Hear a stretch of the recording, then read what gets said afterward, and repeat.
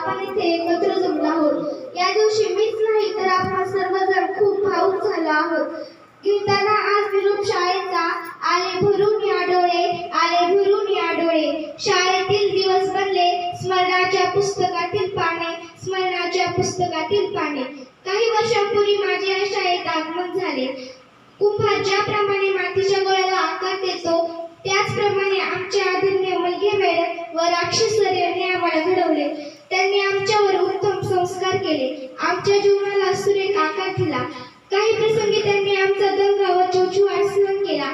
आमचे काही चुकल्यावर त्यांनी आम्हाला कडक शिस्त लावली। आमची ही शाळा ज्ञानाचे पवित्र मंदिर आहे। या मंदिरात आम्ही आमचे छंद जोपासले। सर्व धर्म समभाव, राष्ट्रभक्ती, सहकार्य, आदर, बंधुभाव, एकता या अनेक गोष्टी आम्ही येथे शिकलो।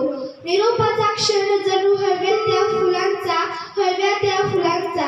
आठवणींची वर्गे जणू क्षण हा विरहाचा, क्षण हा विरहाचा। आम्ही या शाळेत खूप काही शिकलो। आम्हाला माहिती आहे आम्ही हे जीवन पुन्हा जगू शकणार नाही। तसेच या ठिकाणी मी आपल्या मॅडमविषयी थोडी बोलू इच्छिते। ज्याप्रमाणे आपली आई कधी कडक भाषेत शिस्त लावते तर कधी प्रेमळपणे जवळ घेऊन समजावते, त्याचप्रमाणे मॅडमनेही कधी कडक भाषेत शिस्त लावली तर कधी जवळ घेऊन प्रेमळपणे समजावले।